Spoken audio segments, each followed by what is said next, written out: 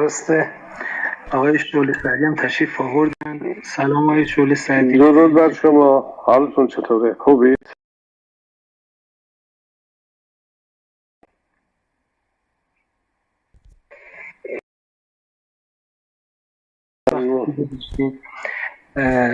من اگه بخوام یه توضیح اولیه بدم خدمت تمام دوستایی که دارن ما رو میشنوند، تقریبا یه چند روز پیش توی یک کلابی که مربوط به آقای منجزی بودند شما تشریف آوردید و اون ایده پیشنهاد عفو عمومیتون رو مطرح کردید.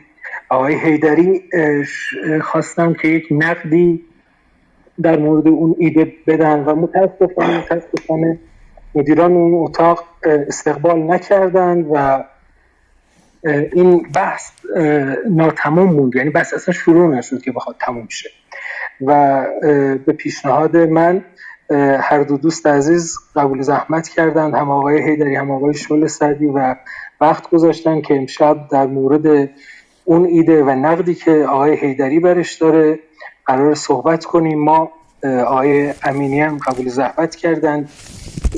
جلو رفتن روممون امشب به این صورت خواهد بود که الان که دوستان زحمت کشیدند و تشریف آوردند به مدت 1 ساعت، حالا بستگی به اون زمانش، اگر کمتر هم شد خب طبیعتا کمتر، آقای حیدری و آقای شعله سعدی با هم به بحث و مناظره و تبادل نظر خواهند پرداخت و نیم ساعت پایانی اتاق رو من هندرایز رو با اجازه دوستان باز میکنم و دوستان اگر سوالی و بحثی و کامنتی در مورد این بحث دارند بالا میان و صحبتاشون رو میکنند.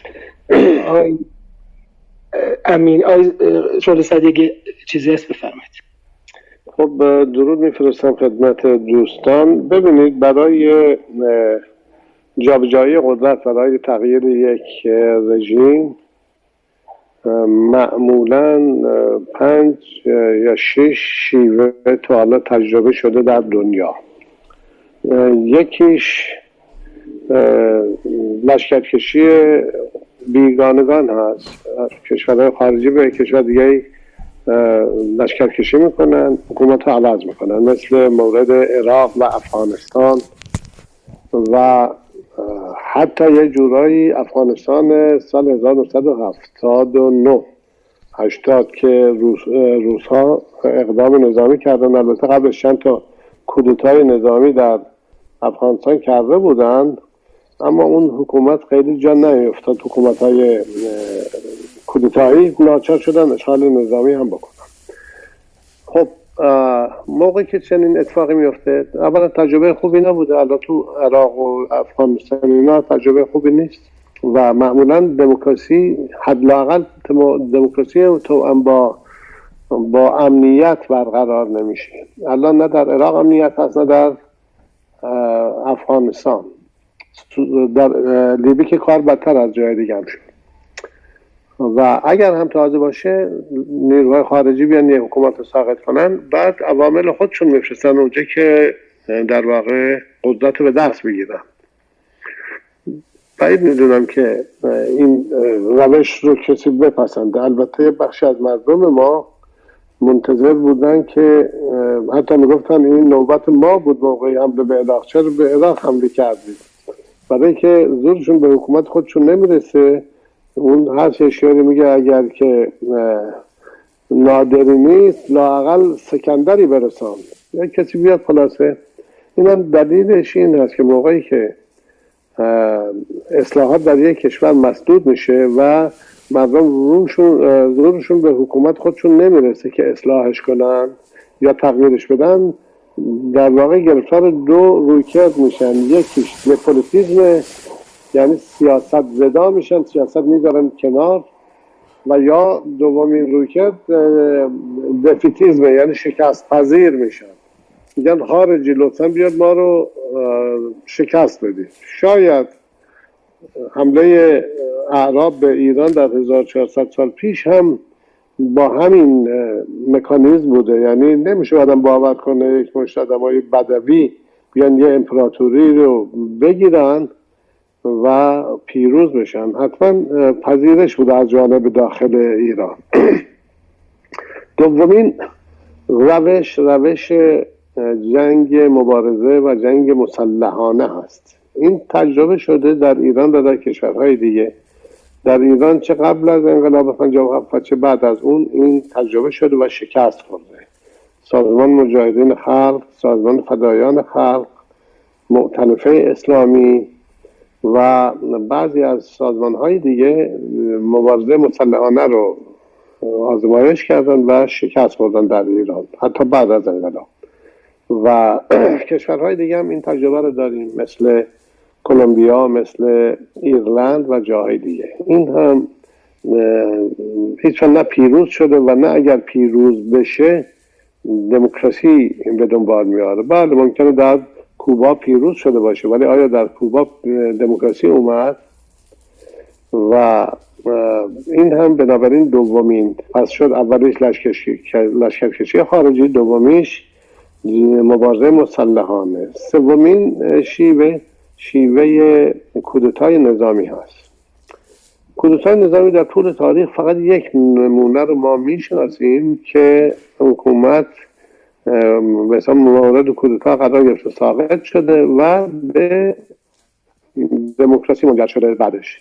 این هم مورد منحصر به فرد پرتغال هست در 1974. هیچ مورد دیگه ما سراغ نداریم در جهان که با کودتای نظامی کار به نتیجه رسیده باشه. تازه عکسش رو ما داریم، مثلا در مورد دکتر مصدق با کودتای نظامی که در واقع تبانی دربار و روحانیت و خارجی ها یعنی امریکایی ها و انگلیسی ها یه دولت ملی تحت مدیریت دکتر محمد مصدق رو ساقط کردن، نه اینکه دموکراسی آوردن. اون نیمچه دموکراسی هم که بود رو ساقط کردن. این هم سومین شیوه. چهارمین شیوه بسیار قیام های خیابانی هست، مثل اون کاری که در 1378 1388 1396 1398 در ایران انجام شد. مردم اومدن تو خیابون ها. حالا مثلا 88 مردم گسترده بودن دیگه، بعد 4 میلیون دفعات اومدن توی خیابان. یا 96 و 98 که به ویژه 98 خیلی گسترده بود، 28 استان یا 30 استان رو در بر گرفت، اما به نتیجه نرسید. البته اگر رهبری میداشت شاید به نتیجه میرسید.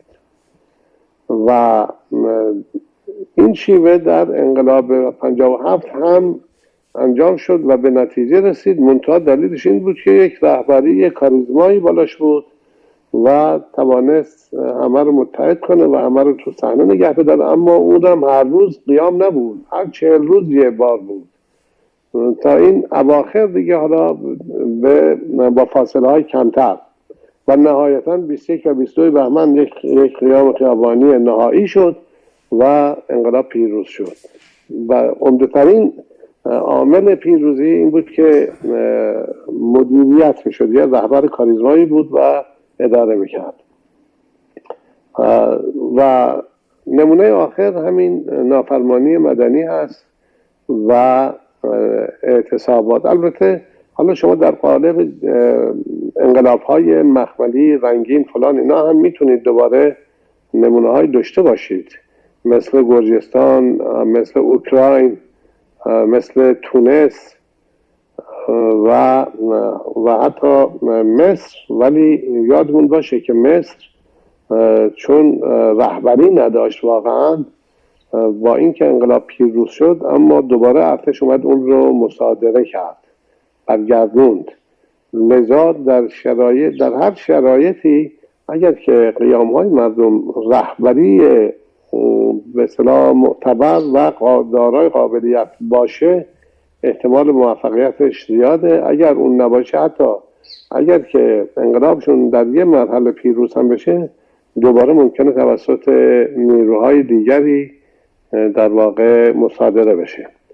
و در آخرین شیوهی که هست، این شیوهی که ما پیشنهاد کردیم، یعنی نافرمانی مدنی، جنگ به لحاظ استراتژیک در واقع مبارزه خشونت پرهیز و از نظر تاکتیک عملیاتی هم از طریق نافرمانی مدنی و اعتصابات.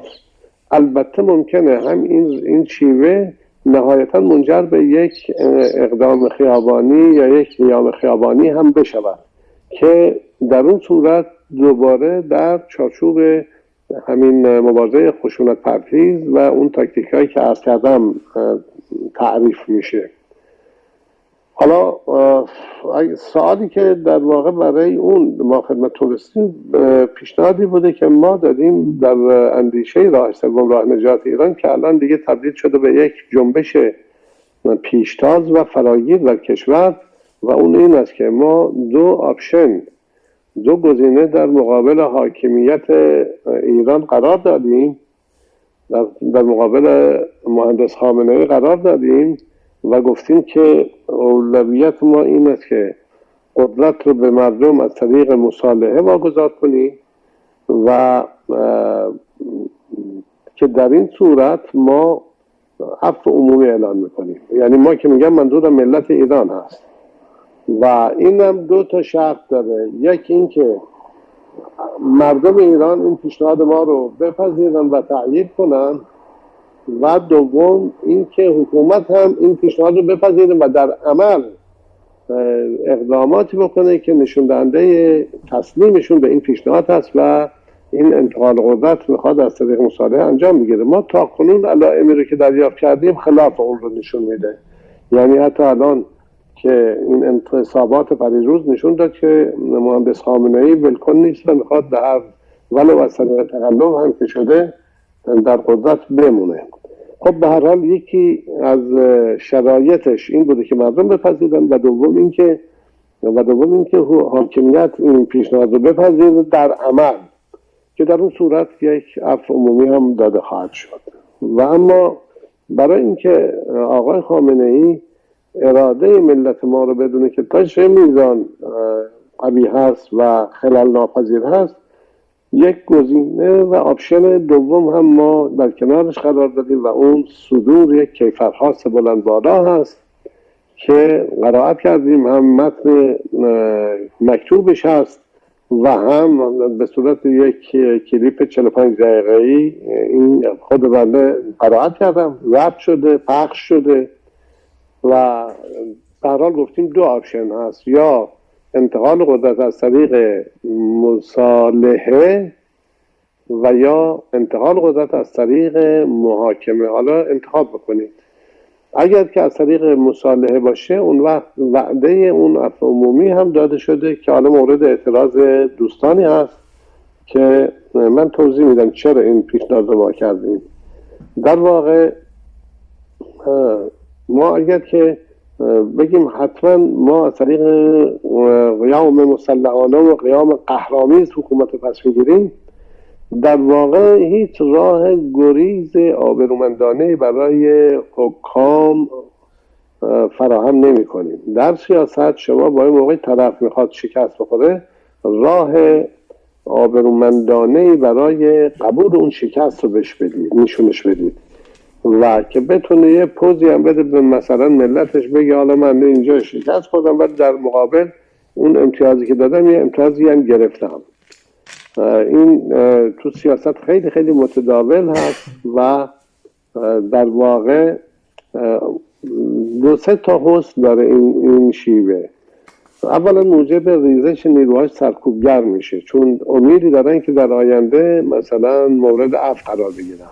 اگر بدونن در آینده عفوی در کار نیست و حتما محاکمه میشن، به ویژه در یک کشور مثل ایران که مجازات اعدام هنوز وجود داره، راهی برای نجات خودشون جز مقاومت تا آخرین تیر و آخرین نفس نخواهند یافت و در نتیجه تعداد بسیار زیادی از این به بعد دوباره به خاک و خون کشیده خواهند شد و در واقع به شهادت خواهند رسید و بقیه کشور هم که تا کنون خراب نشده از این به بعد خراب میشه. ما نمیخوام این مسئولیت شهدای جدید رو به عهده بگیریم. این شهدایی که میتونیم از شهید شدنشون جلوگیری کنیم با یک درایت سیاسی. حالا همینجا میدونیم که در تقابل هست با عدالت، چون اون کسی که زندان بی‌موردی رفت و خانواده‌اش متلاشی شده، اون جوانان کسانی که بی جهت اعدام شدن و انواع و اقسام مصیبت‌هایی که توی این 40 و چند سال به ملت ما وارد شده، عدالت حکم میکنه، ایجاب میکنه که اینها جبران بشه و کسانی که این جنایت‌ها رو مرتکب شده‌اند به دست عدالت سپرده شوند. بسیار خوب، این حرف درستی است، اما اگر این مستلزم این است که الان شما فرض کنید که مثلا 20,000 نفر تا حالا، اصلا 50,000 نفر، 100,000 نفر تا حالا شهید شدن توی این جمهوری اسلامی از طریق زندان و اعدام و فلان اینا. خب آیا اگر که حکومت حاضر بشه که قدرت تحویل بده از طریق مصالحه و جلوگیری کنیم از کسانی که از این به بعد ممکنه مثلا به جای 100,000 تا اون وقت 1,000,000 آدم به قرار باشه کشته بشه، خب کدومش عقلانی تر هست؟ آیا و اگر که ما بخوایم همه اینا رو هم محاکمه و حتی اعدام کنیم، آیا اون شهدا زنده خواهند شد؟ آیا ستار بهشتی و پویا بختیاری و غیره زنده خواهند شد؟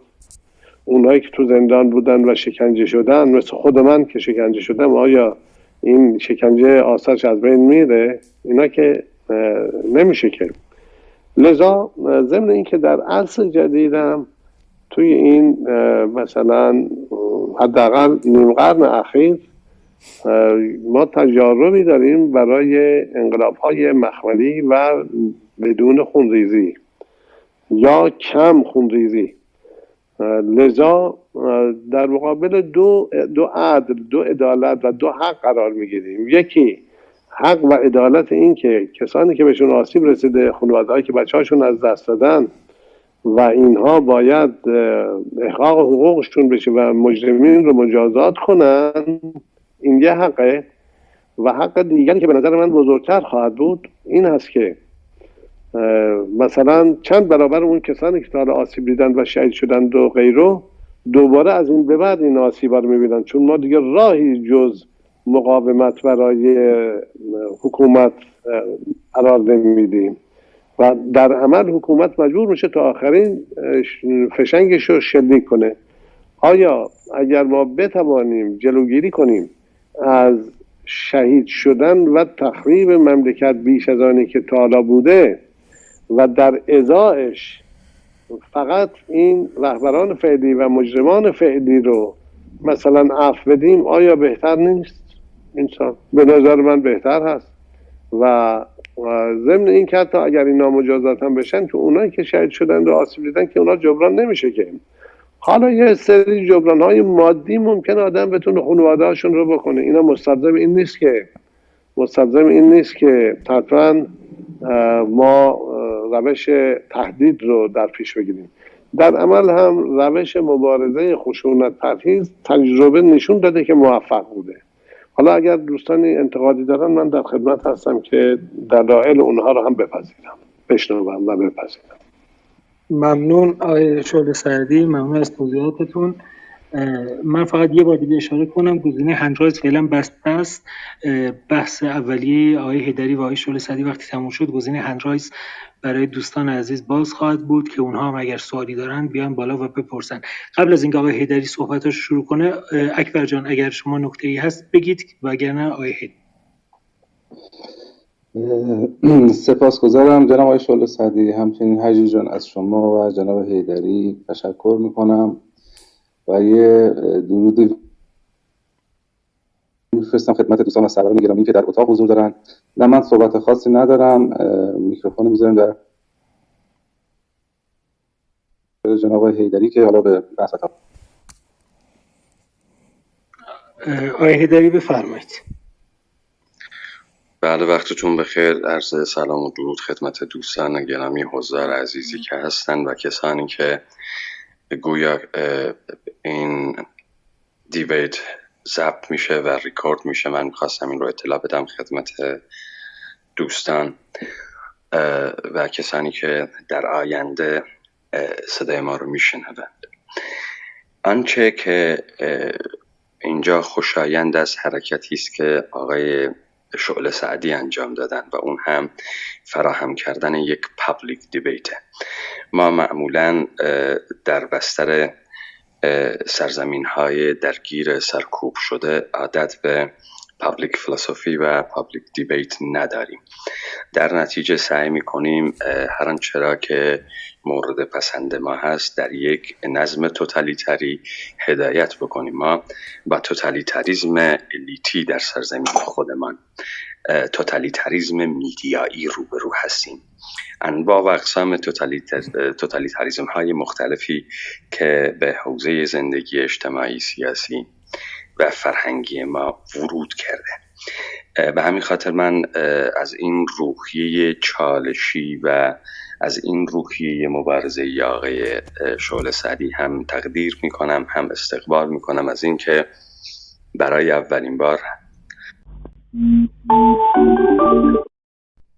کف خیابان مردم و کسانی که در موقعیت مردم هستند باز بگردیم.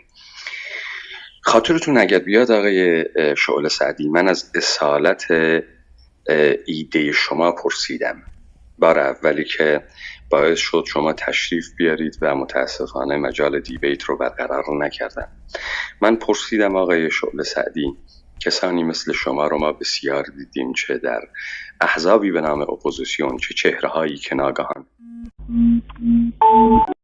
در طی سالهای اخیر به بهانه و دستاویز قیام 96، قیام 98 و در طبق تحلیل ما اینها قیامهای ساختگی، هسته‌های اولیه ساختگی توسط خود حاکمیت و دستگاه‌های امنیتی مشخصاً سپاه پاسداران و حفاظت اطلاعات سپاه پاسداران. ناگهان ما شاهد چهره‌های مختلفی با پیشنهادات مختلف بودیم. از چهره‌ها آقای هوشنگ امیراحمدی، خود شما، کسانی در درون حاکمیت، کسانی از اپوزیسیونی که تا دیروز با اصلاح طلبین بودند و یک شب برانداز شدند. ما سوال کردیم از اینها چه اتفاقی افتاد، چه چیز اتفاق افتاد که شماها همگی برانداز شدید. بعد ما هیچ نمودی از این ندیدیم، یعنی ما نه نقدی از اینها دیدیم، نه نوشته‌ای دیدیم، نه این چرخش رو موجه بکنه. لذا ما سعی کردیم با یک سری زبان طنز بپرسیم که آیا احیانا شما 2 ماراتون میرید، 200 متر میرید، شنای کرال پشت میرید، خیلی هالتر کار میکنید، چه اتفاقی افتاده شما اینقدر قدرتمند شدید که میخواهید به فروپاشی نظام و به انقلاب فکر بکنید. چرا؟ چون اصالت ایده برای ما بسیار مهمه. اینجا خدمت آقای قاسم شعله سعدی من عرض بکنم فرمایشات ایشون رو من شنیدم در همین صحبتایی که الان داشتن و آنچه که اون روز طرح کردن در جواب سوال من میخوام شما رو متوجه مسئله‌ای بکنم و اون اینه که متاسفانه یا خوشبختانه من اگر بخوام از کتاب نقد مدرنیته مارشال برمن یه فکت بیارم به این معنا که وقتی به مقوله روسیه برمیخوره، اونجا داستانی رو مطرح میکنه از ساختن شهر سن پترزبورگ و مدرنیته آمرانه‌ای که پتر کبیر میخواد این کار رو بکنه و کاترین به سرمنزل مقصود میرساند. یک اتفاق داره میفته، اونم که در زمان جنبش دسامبریست ها به نوعی یک تداعی کننده است از این برادران امنیتی اصلاح طلبی که الان میخواهند رفرم بکنند. اون این بود که تا آن زمان هر آنچه اتفاق افتاده بود در سن پترزبورگ که نماد مدرنیته روسی بود، همه بر ساخته دستگاه حکومت بود و مردم هیچ نقشی درش نداشتند. یعنی هر آنچه تغییرات میبایستی انجام میشد حکومتی بود. ناگهان با حرکت دسامبریست ها اتفاقی افتاد و بعد متقاعد آن اتفاقات 1905 و 1917. من میخوام به اینجا برسم که آنچه که در سرزمین ما اتفاق افتاده است، حتی به اعتراف تاریخ نویسان و قلم به دستان حاکمیتی و کارمندهای دولت، همه در زیر ساختار دولت، زیر ساختار شرکتی دولت اتفاق افتاده است. یعنی اگر ما احیانا حق رأی برای زنان داریم، اصلاحاتی است که در دولت بوده. احیانا اگر ما تقسیم اراضی داریم، انقلاب سفید است و ما هیچ وقت به این تبعات بر نخوردیم. یعنی یک عده که بر این مسند قدرت نشستند و شریانهای یک سرزمین رو در دست گرفتند، برای مردم مطالبه سازی و هنجار سازی می کنند. و من فکر می کنم این تحولاتی که انجام شده و ما داریم با این صدای بلند از تریبون‌های بلند تر می شنویم، چیزی در همین راست است. به خاطر اینکه خیلی مصادیق رو آشکار بکنم، من گریزی میزنم هم به اپوزیسیون، هم به فرمایشات جناب آقای شعله سعدی پیرامون همین اصالت ایده تغییر یا اصالت ایده این تغییر بنیادی. ببینید، در جامعه‌ای که تولید محتوا نباشد، تولید محتوای سیاسی نباشد، ما یک سری المان رو بولد میکنیم و معرفی میکنیم تحت نام انقلابی شناسی، تحول خواهی. این مصادیق رو مثلا من اگر از کردستان شروع بکنم، از احزاب برساخته کردستان شروع بکنم، شما وقتی اینها رو مواجه میکنید با پرسش این که شما چگونه به کردها احیانا ربط دارید، هیچ پاسخی ندارن. و اینکه شما احیانا چگونه با دولت ایران در تضاد هستید، هیچ پاسخ دیگری ندارن. تنها یک پاسخ هست. اون پاسخ هم اینه که ما 6,000 نفر قربانی و کشته دادیم و شهید داریم. بعد میگی مثلا آقای عبدالرحمن قاسملو چگونه رهبر کاریزماتیکی است که شما ادعا میکنید یک رهبر کاریزماتیک بوده. پاسخ میدن آقای عبدالرحمن قاسملو جانش را بر سر این راه گذاشت. از PKK ها سوال میکنی آقای عبدالله اوجلان چگونه انسان انقلابی است و چگونه برای کردها کار میکنه، میگن آقای عبدالله اوجلان الان در زندانه. این نشان میده که با دولت ترکیه در تضاده. یا اینکه مثلا مردمان عادی، ordinary people به قول انگلیسی ها، وقتی میخوان بفهمند شما احیانا بر علیه حاکمیت داری صحبت میکنی، حتما بایستی اسم آقای خامنه ای رو بیاری و 4-5 تا فوش آبدارم پشت بندش ببندی تا به راحتی شما به عنوان یک مخالف حاکمیت شناسایی بشید.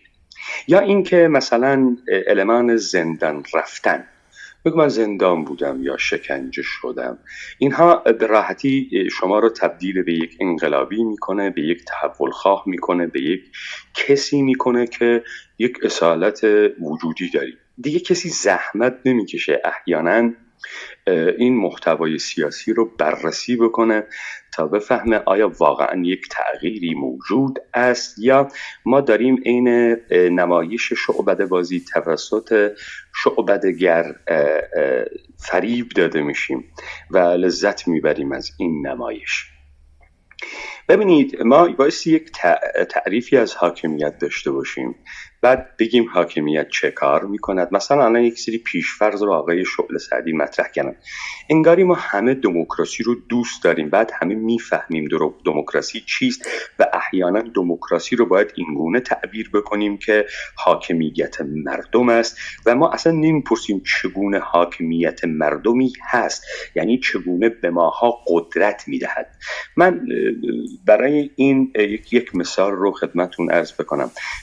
وقتی ما از سیاست رعب و وحشت استفاده میکنیم تحت نام آوردن ایده هایی که امنیت ما را خوب میکند و اینها، بعد مثال هم میزنیم که ما بایستی بالاخره یک مشوق هایی هم به اینها بدیم. من میخوام یک گریز اینجا بزنم به این که حتما کتاب آرتافوار سنتزو رو آقای قاسم شعله سعدی مطالعه کردن. اون تزهایی که ایشون میده که میگه برای دشمنتون که در محاصره شماست یک مفر فرار بگذارید تا بتواند فرار بکند.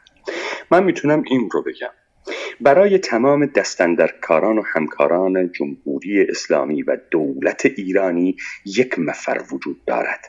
وقتی در محاصره مردم قرار گرفتن، یا تسلیم میشوند و با مردم همخوانی میکنند یا نابود میشوند. این تنها مسیری است که در راه اینها بایستی قرار بگیره. ببینید، اینی که ما آقای شعله سعدی میفرمایند من یک سیاستمدارم و حقوقدانی نمی کنم، بلکه من یک رجل سیاسی هستم.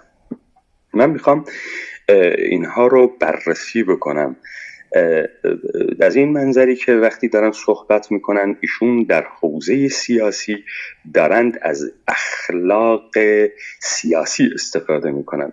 به خدمتون توضیح بدم که اخلاق شخصی طبق نظر آقایان سیاستمدار با اخلاق سیاسی فرق میکنه. مثال بیارم خدمتون. مثلا در بایبل عیسی مسیح میگوید، در موعظه سر کوهش میگه اگر کسی به شما سیلی زد اون بر صورتتون هم بگیرید که یه سیلی دیگه هم بزنه. اما آقایان دستاندرکار قدرت کلیسایی گفتن که این ربطش به حوزه دشمنی خصوصی است و ربطی به دشمنی کلان و سیاسی و مذهبی ندارد و ما این سیاست رو این گونه اتخاذ نمی کنیم. حوزه اخلاق سیاست اون وقت تبدیل میشه به حوزه اخلاق یوتیلیتریانی، اخلاق فایده گرایی، بیشترین منفعت برای بیشترین مردم. خب این میشه زمینه این که آلن تورین، ریاضیدان هموسکسوال در دوران جنگ جهانی دوم، با شکستن رمز اینگما میتونه انتخاب بکنه. یعنی 4 میلیون انسان کشته بشه که در آینده‌ای که هیتلر موفق نمیشه اینها توانسته باشن 50 میلیون رو نجات بدن. یعنی که شما با 2 تا بمب اتمی به هیروشیما و ناگازاکی حمله میکنید که احیانا این داستان جنگ جهانی دوم رو خاتمه بدید. این اون حوزه اخلاق سیاسی است. اخلاق سیاسی مبتنی است بر حوزه دوست و دشمن. این نکته بسیار مهمه، توجه داشته باشید. وقتی آقای قاسم شعله سعدی و دوستان ایشون، همفکران ایشون، تمام اونهایی که تریبونهای مختلف رسانه‌ای را در دست دارن، از شبکه من و تو گرفته تا ایران اینترنشنال و چنل وان و تا شبکه‌های مختلف اجتماعی و تا همین کلاب هاوس، وقتی دارند حاکمیت رو به صورت یک امر طبیعی جلوه میدهند، همونطوری که شما در مقوله هژمونی گرامشی میدونید و گرامشی با این سوال که چرا طبقه کارگر نتوانست انقلاب بکند برمیگردد به حوزه فرهنگ و میگه اتفاقا سرمایه‌داران در حوزه فرهنگ خوب کار کردن. اینها حکومت رو برای مردم مثل بلایای طبیعی جلوه دادن. مثلا سیل میاد، زلزله میاد، هزاران انسان رو میکشه، شهرها رو نابود میکنه، همه رو نابود میکنه، بعد مردم در مقابل چیزی هم ندارن، اعتراض هم نمیکنن. حالا حکومت ها یعنی تاراجگر، یعنی ظالم، یعنی دروغگو، یعنی فاسد، یعنی جنایتکار و شما این به صورت امر طبیعی بایستی براتون در بیاد. در صورتی که کار ما انقلابیون این نیست که این رو امر طبیعی بدانیم و این رو به چالش بزرگ میکشیم. ما بایستی حاکمیت و خود دولت کورپوریتی رو به این نتیجه برسانیم و به این اعتراف برسانیم که اونها مردم رو دشمن تعریف کردن. وقتی شما مردم رو دشمن تعریف میکنی، هر فسادی بر علیه دشمنت میکنی. مشخصا از کسانی که از بطن فرهنگ اسلامی آمدن، ابو حامد غزالی را میشناسند. کتاب کیمیای سعادتش رو حتما خوندن. در بخش آداب سخن گفتن ایشون برمیگرده به نکته‌ای به نام دروغ و میگوید دروغ فقط برای دشمن مجاز است. شما اگر همین فتوا رو بگیرید، برگردید به این داستان یوتیلیتریانی، وقت حاکمیت بایستی بیاید اعتراف بکند که مردمان دشمن او هستند و او حق دارد با دشمن خود هر خدعه‌ای بکند، خدعه بکنه، فساد بکنه، اینها رو بکشه، جنایت بکنه، ظرفیت‌های انسانیشون رو سرکوب بکنه، سرمایه‌هاشون رو به تاراج ببره، خلاقیت‌هاشون رو در درونشون نابود بکنه، به انقیاد مطلق اینها رو بکشه، به فقر مطلق اینها رو دوچار بکنه، چون حاکمیت است. حاکمیت یک شر مطلقی است که نمیشه ازش دل کند و دست برداشت. او میتواند بکشد، او میتواند خون بریزد، ولی نبایستی پاسخگو باشد و ما در مقابل او بایستی تسلیم باشیم. اما آقای قاسم شعله سعدی هیچ وقت نمیگن که این ایده پیشنهاد عفو عمومی رو از کمیسیون آشتی و حقیقتیابی کنگره ملی آفریقای جنوبی گرفتن. کجاش رو نمیگه؟ اینجایی که من میخوام خدمتتون بگم. 1976 صدها دانش آموز سیاه پوست با پلیس درگیر شدن در آفریقای جنوبی. پلیس آفریقای جنوبی 10 تن از این دانش آموزان رو به خاک و خون کشید و کشت. این جرقه انبار باروت سرکوب و ظلم و جنایت و تاراج مردمان آفریقای جنوبی بود که ناگهان یک قیام سراسری را در آفریقای جنوبی توسط مردم رقم زد. این قیام به مدت 4 سال رژیم دکلرک رئیس جمهور وقت آفریقای جنوبی را دچار بحران عمیق و ترس نابودی کرد. اقلیت سفید پوست حاکم بر این سرزمین و تاراجگران این سرزمین، کمپانی های بین المللی و انترپرایز ها همگی زنگ خطر نابودی منافع خود را شنیدند. لذا به سراغ آدرس مردم رفتند. ببینید، حکامن وقتی گفتم مطالبه سازی میکنند، آدرس سازی میکنند، اینه. شما وقتی میگی مردم ایرانی موجودیت ندارد. این مردم رو بایستی براش سرسازی کرد، نماینده سازی کرد تا بشه با اینها مذاکره کرد. نمیشه که رفت شیراز و اصفهان و کرمان و سیستان و سنندج و کردستان و در خونه های مردم رو تک به تک زد و ازشون نظرخواهی کرد که آیا احیانا شما با این چیز موافقید؟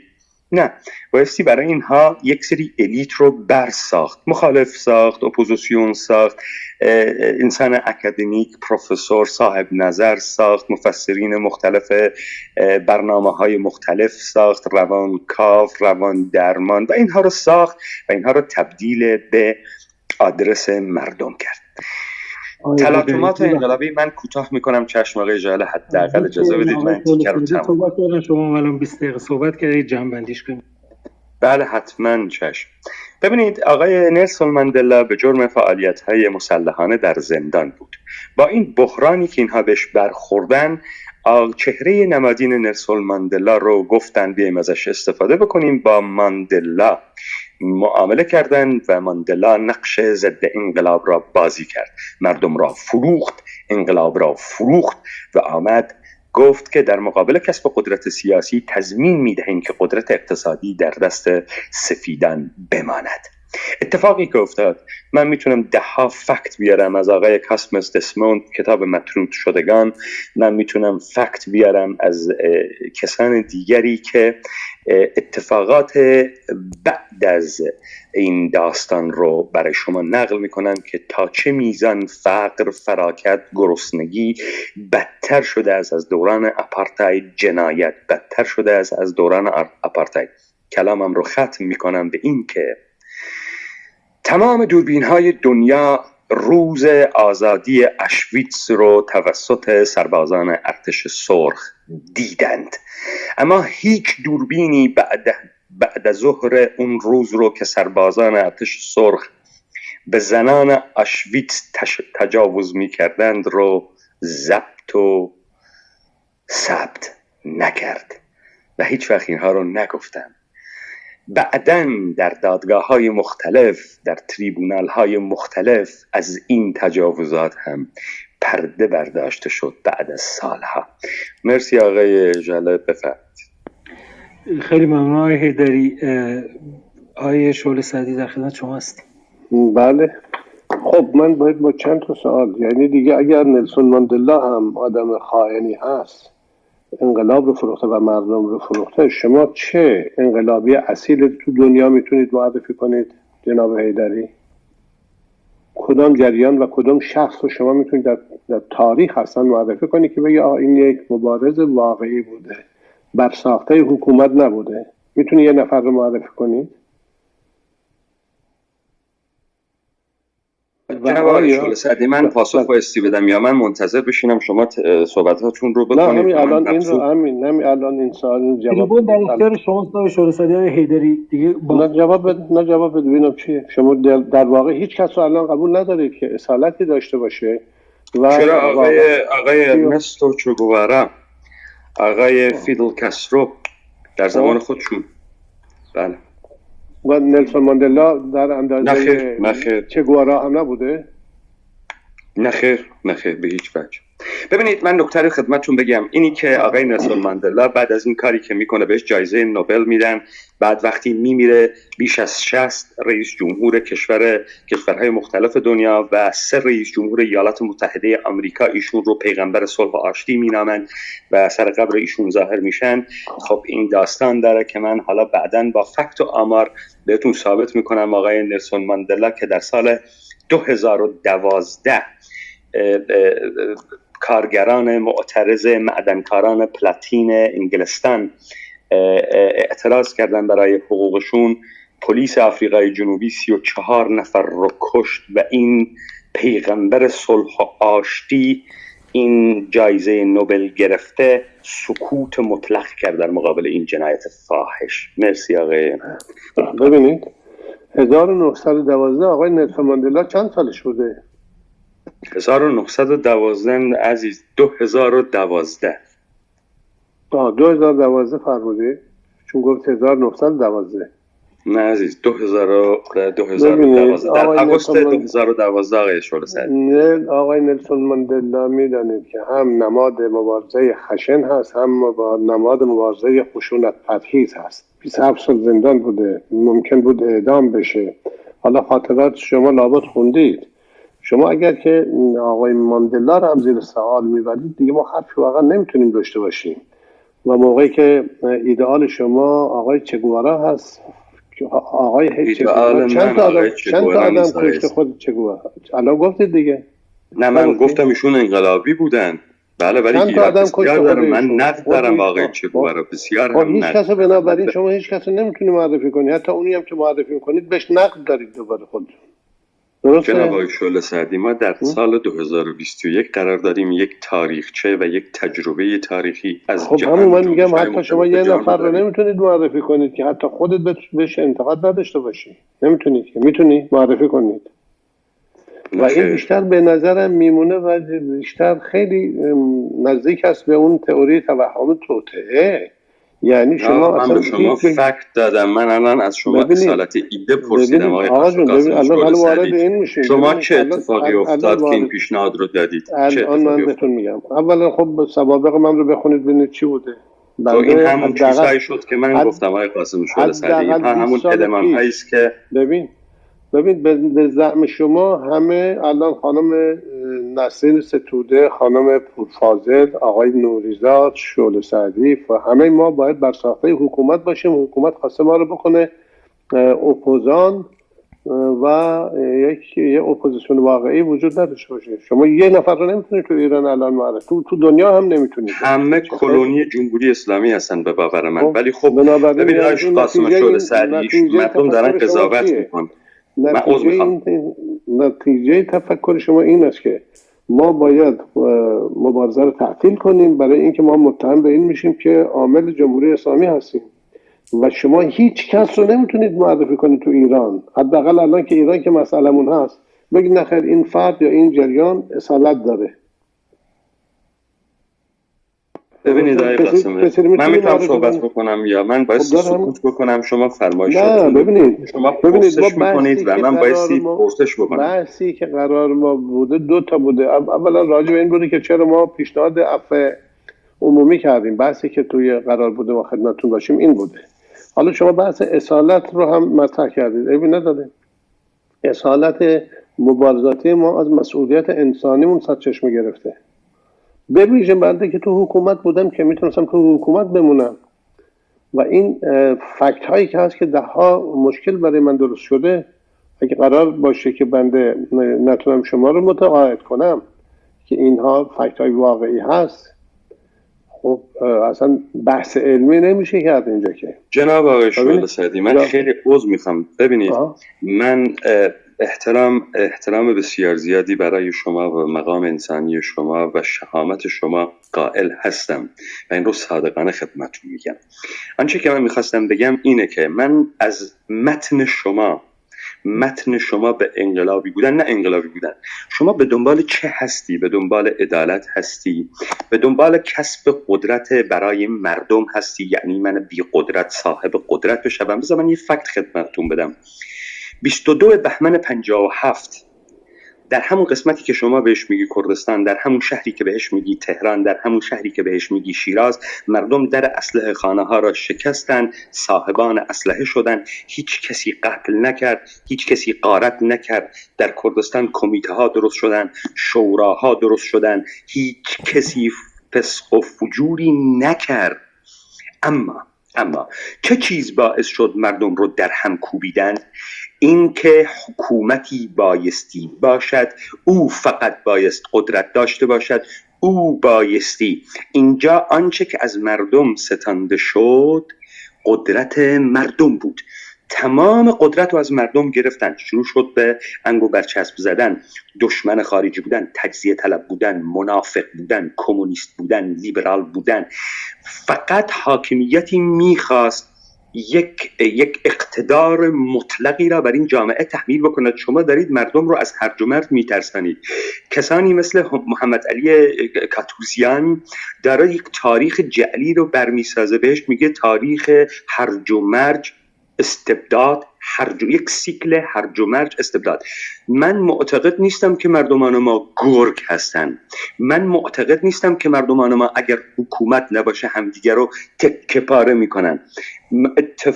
اتفاقات و زلزله اخیر سرپل ذهاب نشان داد که مردم بسیار سازماندهیشون درسته. اجازه بدید. نه شما دارید میگید که اگه خلای قدرت باشه ما با حاکمیت در بیافتیم. اجازه بدید من خدمتتون میگم. اولا با حاکمیت برای چی میخواین درش؟ ببینید در کردستان که جناب عالی میگید درست 29 بهمن، دقیقاً یک هفته بعد از پیروزی انقلاب، پادگان ها تصرف شد در کردستان. قبول داری یا نداری؟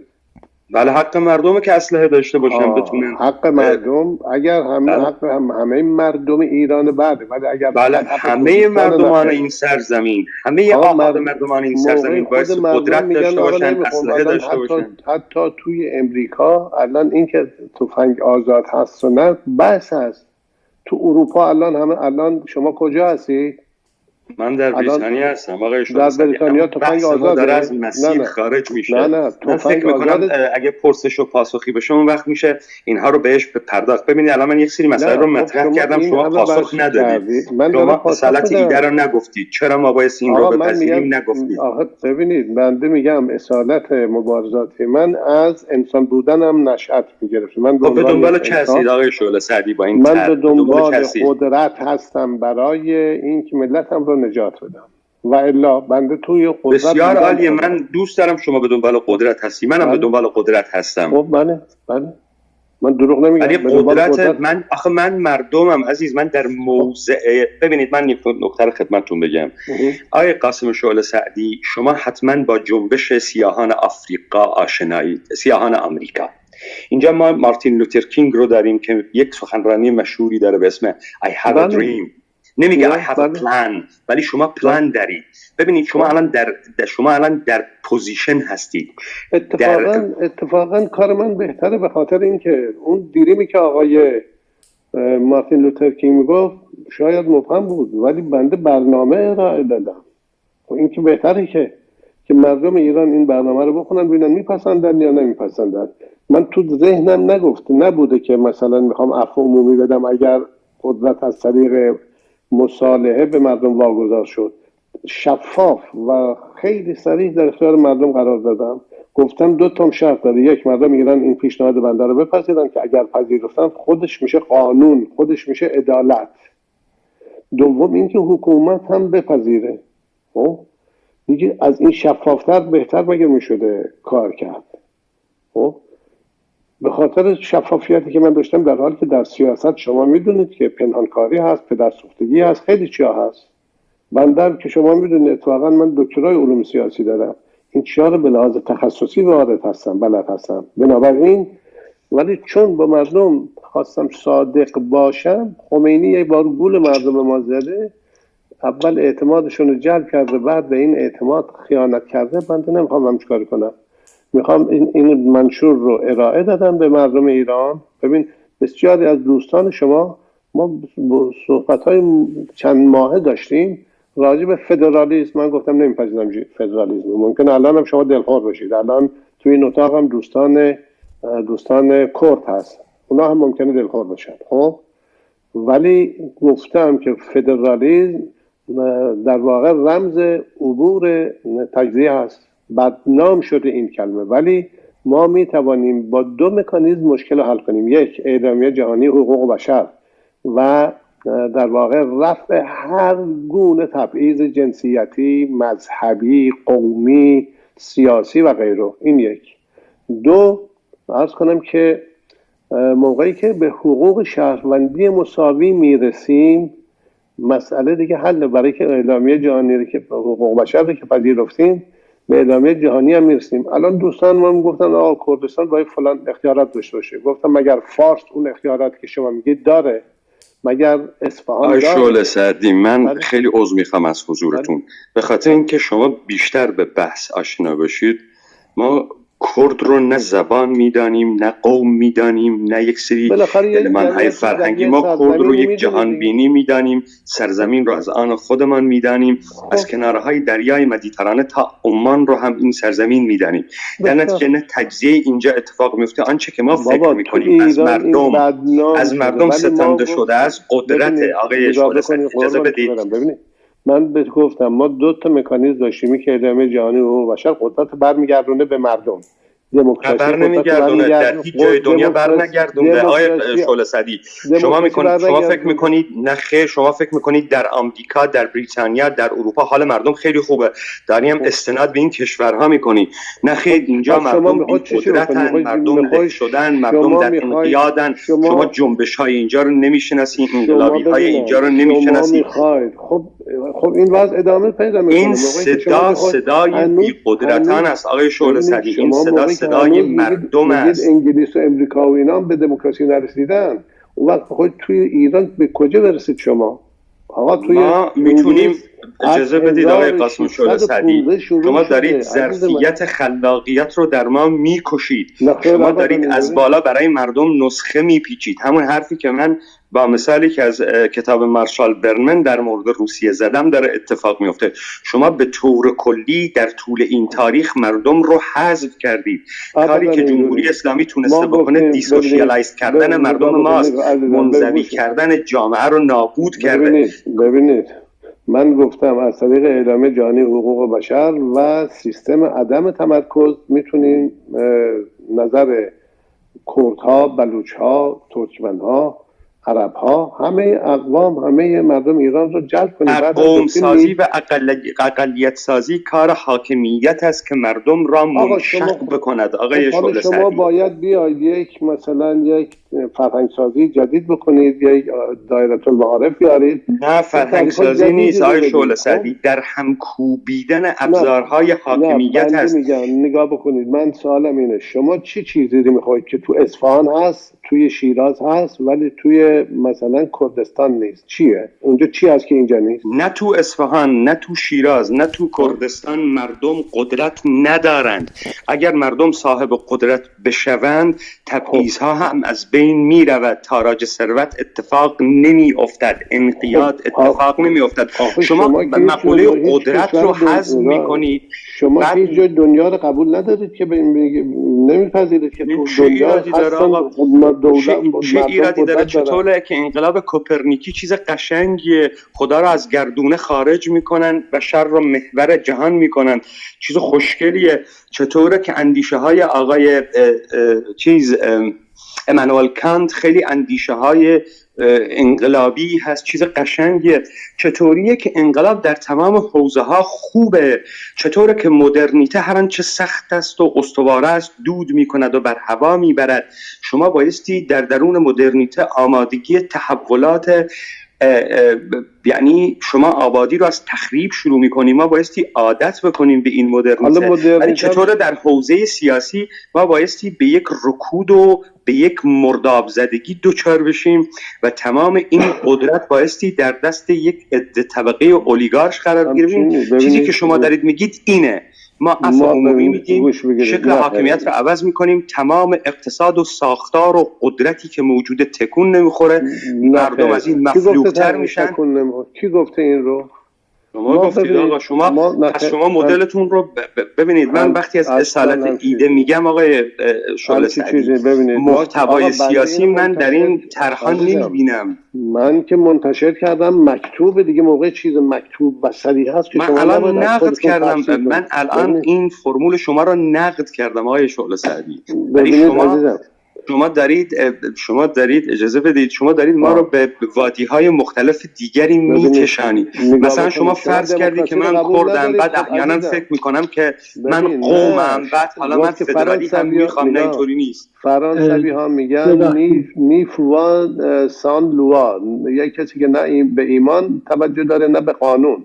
شما حتی دموکراسی هم قبول نداری الان، میگی هیچ جای دنیا دموکراسی نیست. اون نیست که چیکار بکنم من؟ بنده سندی که منتشر کرد. آقای شعله سعدی، شما دارید ما رو در یک منگنه قرار میدید که بجز دو حالت کمونیسم و سرمایه‌داری، دو حالت سوسیالیسم و نئولیبرالیسم تصور دیگری نداشته باشیم. شما دارید خلاقیت رو در ما مردمان میکشید. آقا جون ببینید عزیز من، اینجوری نیست. ما یک منشوری رو پیشنهاد کردیم. اول گفتیم جمهوری اسلامی قابل اصلاح هست یا نه، سوال کردیم، و اگر قابل اصلاح نیست آیا قابل تحمل است یا نه. جواب هر دو رو دادیم منفی، گفتیم نه قابل اصلاح نه قابل تحمل. بنابراین باید رفت سراغ تغییر نظام. برای تغییر نظام هم شاخص هایی که تو ذهنمون بود گفتیم: یک، سکولاریسم، خب، دو، دموکراسی، که دموکراسی خودش 4 تا شاخص. آقای شعله سعدی، شما نماینده مجلس ششم بودید. من خیلی عذر میخوام از حضورتون. من ششم نبودم، من سوم بودم. عذر میخوام آقای شعله سعدی. جهانی حقوق بشر. عذر میخوام از حضورتون. بله. من میخوام یه سوال از شما بپرسم. شما یک رجل سیاسی هستید، دکترای علوم سیاسی دارید، تجربه دارید. من یک سوال میخوام از شما بپرسم. میشه جمهوری اسلامی رو برای ما تعریف بکنید که ما از کی میخوایم، از چی میخوایم گذار بکنیم؟ نه، این که جمهوری اسلامی چیست؟ جمهوری اسلامی یه تناقض هست خودش، یعنی جمهوری و اسلامی اصلا با هم قابل جمع کردن نیست. از اول یک پس ما میخوام از یک تناقض رد بشیم، یعنی این اسلامی رو حذف بکنیم جمهوری ایرانی. همینه، یعنی ما فقط این کار رو میخوایم بکنیم. درسته؟ شاخص‌های نظامی رو که ما پیشنهاد کردیم ایناست: یکیش سکولاریسمه. سکولاریسم رو قبول دارید یا ندارید؟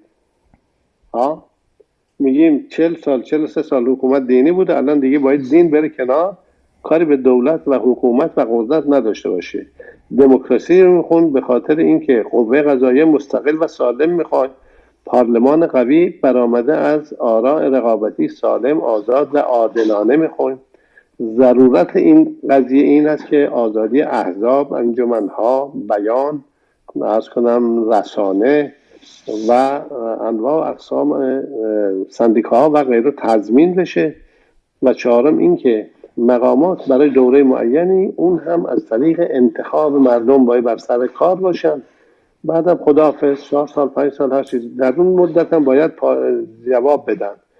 و عامل بعدی ما اعلامیه جهانی حقوق بشر هست که همه تبعیض‌ها رو، جنسیتیش، قومیش، زبانیش، نژادیش، نمیدونم مذهبی، همه اینا رو منتفی میکنه و ما رو به حقوق شهروندی مساوی میرسونه. با اینا مخالفی شما؟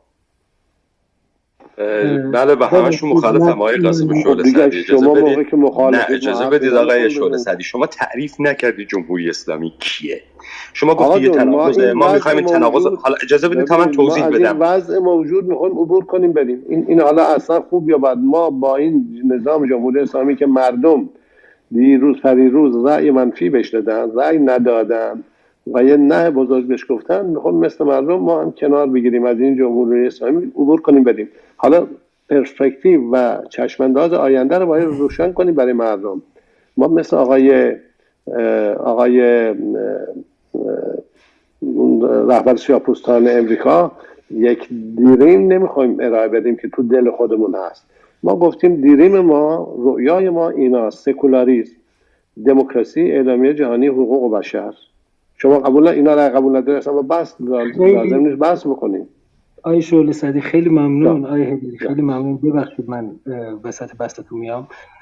بازم تشکر میکنم از هر دوست عزیزشون. واقعا یه همچین دیالوگ رک و بی‌پرده‌ای در کمال احترام به شخصیت حقیقی همدیگه ما خیلی کم داریم توی فضای سیاسی چه ایران چه کردستان.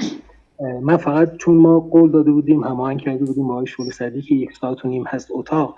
آقای شعله سعدی اگر اون نیم ساعت رو تایم میدید یا بیشتر.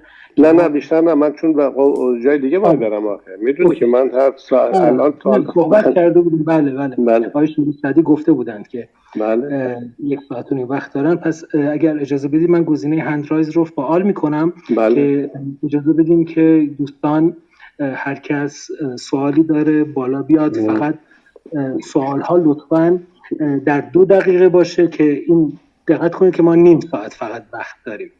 خیلی نیم ساعت هم کمتر، 25 دقیقه وقت داریم. پوزش میخوام حجیج جان، درود مجدد میتونم صحبت کنم استاد جناب کنگر الان در خدمتتون. چند لحظه اگه بفرمایید.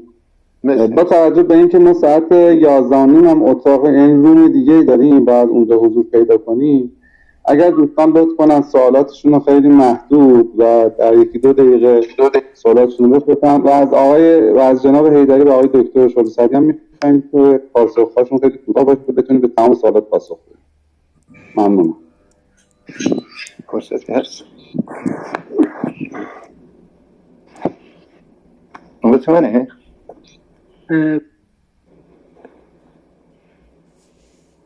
جناب کنگر اگه شما صحبتی دارید بفرمایید. درود بر شما. والا با تشکر از دوستان یک رنگ و همدل که من میبینم با تصویرهای مشابه اومدن. انشالله که همگی یک رنگ و یک دل باشن. فقط من اینو میخوام بگم عزیزان، یک نقاشی که میخواد یک تصویر رو به حساب رسم بکنه، ابزارش رو میاد فراهم میکنه، رنگ و ابزارش رو. من میخوام ببینم این دوست عزیز ما آقای حیدری تصویرش چیه که اینقدر میخواد در واقع اون تصویرش رو به نقد بکشه و از رنگ‌های مختلف، طرح‌های مختلف صحبت میکنه با دوستان یک رنگش. اگر اینو جواب بدم از تشکر میکنم. خیلی ممنون. فقط دوستانی که روی استیج هستن لطفا میکروفونشون رو ببندن. ممنون. بله مرسی آقای نصر. من ابتدای کلاب توضیح دادم.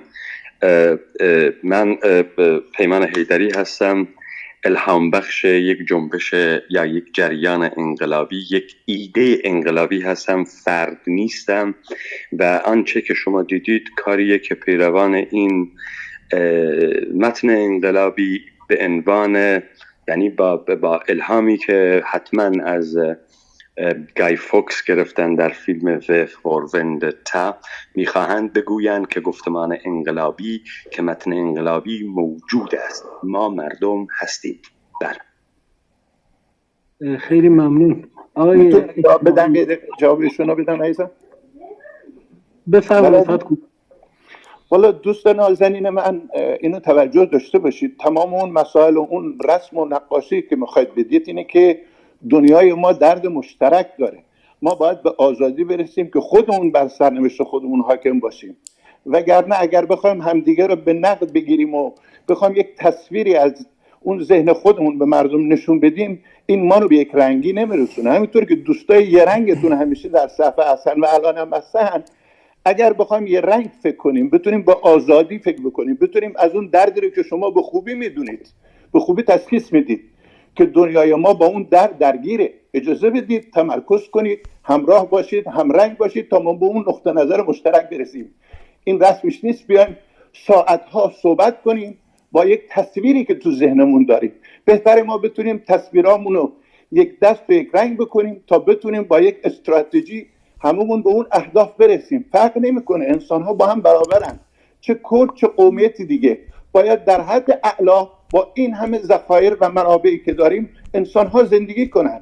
اجازه بده در این مسیر گام برداریم، همه رو به نقد نکشیم. همینطور که دوستاتون یک رنگن، بذارید در اهدافمون هم یک رنگ باشیم تا بتونیم به اون نتیجه مطلوب برسیم. خیلی ممنون آقای ناصر. یک رنگی، من عذر میخوام، یک رنگی حول یک روایت اتفاق میافتد آقای ناصر، و من فکر میکنم که این بحث ادامه دادنش، مادامی که شما ایده ما را نمیدانید و صبر و تحمل هم نمی کنید و سعی نمی کنید که بشنوید، من هم با شما موافقم. ما همه به دنبال آزادی و قدرت آحاد مردمان این سرزمین هستیم و این روایت ما رو حول همدیگر گرد هم میاره و سپاسگزارم هم از فرمایشاتتون. خب باید تصویرمون رو بدونیم چیه. به نظر میاد شما تصویرتون رو با اون دید خودتون میخواد تو دوستای یه رنگتون به کرسی بنشونید و این تصویر شما ما رو به اون اهداف نمیرسونه. نازنین درد مشترکی که ما رو میرسونه، هم رنگی که ما رو میرسونه. ما اگر از مسائل جهانمون آگاه باشیم، متحد باشیم، هم رنگ و هم سو باشیم، اون موقع است که من آقای حیدری به اون چیزی رو که ایمان داریم میرسیم. فرمایش شما درست آقا ناصر، فرمایش شما درسته، من اختلافی با شما ندارم. مرسی. خب امید که با آقای شعله سعدی هم همین مسیر رو داریم میره. ما با آقای شعله سعدی داریم دیبیت میکنیم و ایشون هیچ کدوم از سوالاتی که من مطرح کردم پاسخ ندادن. دیبیتی که بخواد مسیر رو به قول مرو اون تصویر رو نشون نده، فقط میشه یک انتقاد، میشه یک کارزار، میشه یک اهدافی که خودتون بارها اشاره کردید. ما نمیخوایم به هدفهای متفرقه فکر کنیم. هدف یک رنگی، هدف آزادی، هدف رسیدن به یک استقرار کامل، نه تنها برای کرد. جهان ما درگیره. فکر نکن مشکل ما تنهاست، تمام دنیای ما درگیره. خیلی ممنون. چون دوستای دیگه منتظرن و آقای شعله سعدی تایم زیادی ندارند، خیلی ممنون از نظرتون. آقای اسماعیل در 2 دقیقه فقط لطفاً دوستان اجازه بدید من بی‌ادبی نکنم و وسط کلامتون نیام، خیلی خلاصه اگر ممکن. آقای اسماعیل. بله. همونجوری که مشاهده میکنیم واقعا اونجوری که پیداست، آقای ناصر که اشاره کرد بهش، این که این همرنگی مردم کرد یه نوعی واسهشون یکم وحشتناک، ازش میترسن از این واقع. اینی که حضور، اگه این مسئله برعکس میگه، الان اگه عکس پلید رضا پهلوی یا هر کسی دیگه، شخص دیگه اگه ما میذاشتیم، ممکن این سوال پیش نمی اومد. موضوع اینجاست که حق و آزادی واسه شما یه تعریفی دیگه داره، واسه ما یه نوع دیگه است. این جنسیت آزادی واسه ما یه فلسفه دیگه داره، واسه شما یک تعریف و یک موضوع مسئله دیگه است. مسئله اینی که می‌خواستم اینجا مطرح کنم اونه اینی که موضوع اینی که شما به اون آزادی راضی هستین و می‌خواین در آینده ایرانی آزاد و فارغ از جمهوری اسلامی و عقیده‌های به اصطلاح پلید داشته باشین. اینه که واقعا تمرکز کل این واقعه که این جغرافیایی که بهش ایران گفته میشه که من از واژه‌اش متنفرم، یک واژه کاملا حیله‌گرانه و سیاسیه که کاملا تمرکز بر مردم یا قومیت وینر، اسمی که شما خودتون لازم دارید که ما اصلا این مفاهیم قبول نداریم، فارس هست، یک مسئله کاملا حیله‌گرانه است. متوجه هستید؟ مثلا به عنوان مثال شما از من اگه بخواید بپرسید واسهتون یک مثلا واسه یک موزیک یا مثلا یک آهنگ ایرانی بخونید، یک دفعه شروع میکنید آهنگ فارسی واسه ما میخونید، نمیایین که یه آهنگ حسن زیرک واسه ما بخونید که بله این تعریف نشون بده که بله ایرانی بودن فقط به معنای فارس بودن نیست. متوجه هستید؟ این مسئله رو ما با تباب وجودمون، ما به عنوان ملت کرد کاملا اینو درک میکنیم، مسئله رو حس میکنیم، این فراغو داریم، هر روز داریم باهاش دست و پنجه میکنیم. موضوع اصلی اینه که واقعا من الان میخوام قطعش کنم، یک چند ثانیه بدین فرصت که هنوز 2 دقیقه هم نشده. موضوع اصلی اینه که واقعا مسئله اینجاست که شما اصلا عقاید فکری ما و جهش دنیا بینی ما رو نمیتونید تشخیص بدید، نمیتونید بشناسید. مسئله اصلی اینجاست که ملت کرد یک ملت استقلال طلب است و اگر بله بحث آینده ایران آزاد این مسائل میکنیم، مثلا الان یک پیشنهادی که اصلا بهش علاقه ندارم به شما میگم که ایران یه ایرانی باشه که کردستان تمرکز باشه و کردها زبان رسمی ایران باشن و فارسا اقلیت قومی باشن. با سپاس. ممنون. آقای سروش، میکروفون در اختیار شما. سلام خدمت همه عزیزان. این بحثا باید ادامه پیدا کنه، خیلی خوبه. و سوال دارم از آقای جناب دکتر قاسم شعله سعدی عزیز. خوشحالم که جواب منو میدید و دارم با شما مکالمه میکنم. آقای شعله سعدی، اگر ما از این جمهوری اسلامی عبور کردیم، حالا عبور کردنش شما فرض کنید 100% بایستی ملت بریزن کف خیابان، چاره دیگه ای ندارم، هیچ نه انتخابات عوضش میکنه نه هیچ چیز دیگه. این نظر بنده است، حالا شاید اشتباه میکنم. اما حکومت دومی که بیاد، چه تضمینی شما میدید که باز هم همین آش و همین کاسه نباشه؟ یعنی به بلوچ و به کرد و به ترک و یعنی فقط پان فارسیزم باشه، یعنی حکومت دست خودشون باشه. آیا مثلا آیه حیدری که این حرف رو میزنه یعنی چی؟ یعنی قدرت دست مردم باشن. اما وقتی که یه دولت دیگه میاد سر کار، آیا همین کاس وضعیت خواهد بود یا نه؟ ممنونم از شما. خب ما که توی اندیشه راه سوم اینا رو ترسیم کردیم، گفتیم دموکراسی صندوق آرا. میخوام یک چیزی رو مشخص بکنم. دوستان کردی که دارن صحبت میکنن لطفاً در این کانتکست بحثی که ما ارائه دادیم. جناب حیدری صداتون خیلی ضعیفه، اگر مجدد بفرمایید ممنون میشم. من خیلی عذر میخوام. من گفتم که دوستان کردی که دارن صحبت میکنن لطفاً در کانتکست بحث سوال بکنن و نظرات خودشون رو نمیخواد ارائه بدن. من اینطوری هم وگرنه من سعی نمیکنم پاسخگوی سوالات دوستان باشم که از منظر خودشون بر اساس یک سری دیتاهای شلخته بخوان مسئله رو طرح بکنن. بله خدمتتون عرض میکنم. ما در جنبش یا اندیشه راه سوم، راه نجات ایران، این شاخص‌ها رو اعلان کردیم.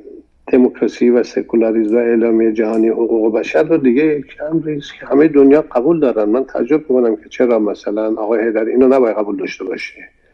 اینا دیگه بحث‌های بیسیکی هست. ما در آینده متعهد شدیم که سکولاریسم و دموکراسی که شاخص‌های دموکراسی رو هم گفتم خدمتتون و اعلامیه جهانی حقوق بشر و حقوق شهروندی مساوی، یعنی یک بانوی سنی یا حتی بیدین کرد یا بلوچ یا ترکمن به اندازه قاسم شعله سعدی فارس شیعه 12 امامی دارای اختیار و آزادی هست. این رو نمیخواد شما بپذیرید. این که میگید ما یه آزادی بیشتر از اونی میخوایم که بقیه ایران میخوان، خب این قابل قبول نیست. دلیلی نداره شما آزادی بیشتر از مردم اصفهان بخواید، بیشتر از مردم خراسان بخواید. به علاوه حکومت مگه حالا دست فارسا هست؟ حکومت که از اولش که اومده از 500 سال پیش که بوده که دست ترکا بوده، دست فارس نبوده. صفویه که فارس نیست عزیزم. قاجار که قاجاریه که فارس نیست که. این خیلی 500 سال گذشته کدامش فارس بوده آخه؟ ولی ما بر اون اعلامیه‌ای که ذکر کردیم و اتفاقا به تنوع فرهنگی علاقمند هستیم ما، چرا که نه؟ اون رو موجب ببینید این رژیم جمهوری اسلامی هر جنایت کرده که نباید پای ما بنویسید شما. ما میخوایم یک آزادی برای همه ملت ایران. حتی آقای عبدالرحمن یادم رفت ازشون رو، ایشون هم میگه ما دموکراسی برای کل ایران میخوایم. قاسملو، آقای قاسملو، بله آقای دکتر قاسملو، اون میگفت من صحبت‌های حتی فرانسه‌ش هم شنیدم، چه خیلی هم خوب فرانسه صحبت میکرد. میگم ما دموکراسی برای کل ایران میخوایم. حالا شما جناب آقای در دموکراسی رو اصلا رد میکنی. شما نمیشه که شما موقع اعلامیه جهانی حقوق بشر که دنیا قبولش داره شما رد میکنیم. ما دیگه نمیتونیم با هم دیبیت داشته باشیم موقع شما این اصول در واقع اولیه رو نمیپذیرید و حتی یک نفر رو نمیتونید معرفی بکنید که اصالتش رو به خود شما تایید کنید. میگه همه ساخته و پرداخته حکومت هستند. یعنی چی؟ یعنی توهم توطئه، یعنی اینکه ملت ما نباید به اتکاء برسه و فکر بکنه اصلا انگلیس باید براش کاری بکنه. اگر یک مبارزان اصیلی بخوان واقعا مستقلانه و آزادانه در خدمت ملتشون باشن، شما قبول ندارید، همه رو میبرید زیر سوال. این که نمیشه که. ممنونم آقای دکتر. در راه سوم ارائه دادیم کاملا متعهد هستیم بهش و فکر میکنم راه حل ایران هم همون هست. ببینید دوستان، در کردستان عراق هم یک تحرکاتی شد، دیدید شما که با چه مشکلاتی مواجه شدن و با اینکه با رفراندوم بالای 90% رأی آوردن برای استقلال، شما عواقبش رو دیدید. و اینا واقعیت هاست که به عنوان آدمای سیاسی باید بدونید. شما نه در عراق، در کاتالونیا هم این اتفاق افتاد. دیدید که الان دیگه کشور غربی هست دیگه اونجا، که اسپانیا که دیگه جهان سومی نیست که. بنابراین این واقعیت ها رو یه مقداری با این خواسته ها رو تعدیل کنید. من میگم چه نیازی هست، چه ضرورتی داره که مثلا مردم کرد ما یا مردم بلوچ ما بیشتر از مردم خراسان باید اختیار داشته باشن؟ کی گفته؟ باید همه مثل هم باشن. تصاویر دیگه موقع شما رد بکنید دیگه اصلا نمیشه بحث کرد. ما که داریم میگیم با حقوق شهروندی مساوی، همه با هم برابر مساوی. خب چه بکنیم حالا؟ ممنون. اجازه است آقای ژاله، من عذر میخوام از خدمتتون، خیلی عذر میخوام. من یه توضیح اینجا بدم. این نوع بحثایی که دوستانی تحت نام کرد دارن ارائه میدن خیلی مطلوب این دیسکورس آقای قاسم شعله سعدی هستن. این دوگانه سازی کرد و فارس و فدرالیسم و قومبازی و این در محور بحث ما نبود. آقای شعله سعدی هم میدونن اگر دوست داشته باشن ما حول محور دموکراسی، حقوق بشر، تمام اینها دیبیت میکنیم، دوباره دیبیت میکنیم. اینه که شما خط قرمز بذارید، بحث رو ببندی و بگی ما دیگه حرفی برای گفتن نداریم چون تو این چیزها رو. ببین یک چیزای بیسیک شما قبول نکنید، دموکراسی در همه دنیا قبول میکنه. من بیسیکم آقا آزادیه و قدرت مردمه. رو همین میشینیم و من اینو تئوریزه میکنم. من اینو تئوریزه کردم و در مورد همین صحبت میکنم. تمام مدل هایی که شما گفتیم من نقد خودم رو برای ایجاد میکنم. حاکمیت مردم عزیزم، دموکراسی یعنی حاکمیت مردم. نه خیر آقا، مردم شما مشفاف نمیگی. شما نمیگی جمهوری اسلامی کیست، میگی تناقضه. به خاطر اینکه شما نبایستی تعریف بکنید اگر از این جمهوری اسلامی عبور میکنیم از کی عبور میکنیم، از چی عبور میکنیم. همین فاجعه ای که شما نمونه انتخاباتش دیروز دیدید، این فسادی، این غارت‌ها، این فاجعه خود جمهوری اسلامی، خود سیستم کورپوریتی، مؤسساتش، بانکش، ارتشش، سپاه پاسدارانش، قوه قضاییش، قوه مقننش. آقای شعله سعدی شما اینا رو نمیگی، میگی تناقض باید ازش عبور کنیم. پوزش میخوام جناب حیدری، گفتیم که آقای دکتر پوزش میخوام با توجه به اینکه وقت ما محدود هست و تا 10 دقیقه دیگه باید اتاق رو ببندیم. خب اینه که اگر اجازه بدید دوستان دیگه هم صحبتاشون رو داشته باشم، خیلی کوتاه پاسخ این دوستان هم بدید. حجی جان بفرمایید. خانم ویکتوریا هستن. خانم ویکتوریا لطفاً میکروفونتون رو ببندید. خانم ویکتوریا در 1 دقیقه چون خیلی زمان کوتاه. درود بر همگی. من تشکر میکنم از دعوت و میخواستم روی یک نکته تاکید بکنم که برخی عزیزان کرد نمیدونم این به اصطلاح کردیت و اعتبار رو از کجا میارن که وقتی صحبت میکنن میگن ما ملت کرد، ما ملت کرد. این یعنی چی؟ منم کردم و فکر نمیکنم که در بین احزابی که الان وجود داره یا حتی شخصیت‌های کردی که وجود داره کسی شخصا منو یا مردم کردستان رو نمایندگی میکنه. آقای ژاله این بحث خارج از کانتکست ماست. این سوالات رو لطفاً ما نه بحث کرد کردیم نه بحث لطفاً آداب اتاق رو رعایت کنید. مسئله آداب اتاق نیست خانم، شما دارید در کانتکست حاکمیت صحبت میکنید، اقلیت سازی میکنید. ما اینطوری صحبت نکردیم، بحث ما این نبوده. این دوستان کرد آقای ژاله لطفاً همه رو هدایت کنید به اودینس لطفاً. ولی خب من کلا فکر می‌کنم این اتاق اصلا آداب گفتگو رو بلد نیست و خیلی تو حرف هم دیگه میپرید و خیلی زشته. یعنی حتی اگر من توی کانتکست هم حرف نمیزدم که داشتم میزدم بازم من نباید قطع می‌کردم. متشکرم. خدا نگهدار. شما با یک سیاستی آمدید که بحث رو به انحراف بکشید. شما دارید بحث رو قومیتی میکنید. آقای جان اگه این بحث رو نمیتونید جمع کنین من مجلس ترک میکنم. لطفاً دوستان کرد رو هدایت کنید تو اودینس.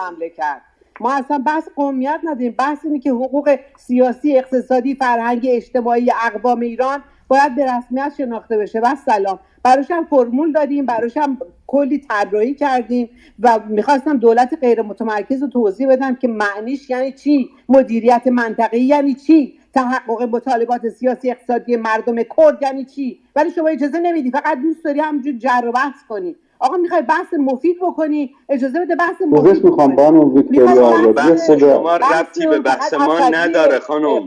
بحث شما ربطی به نقد ایده پیشنهاد افغانی نداره.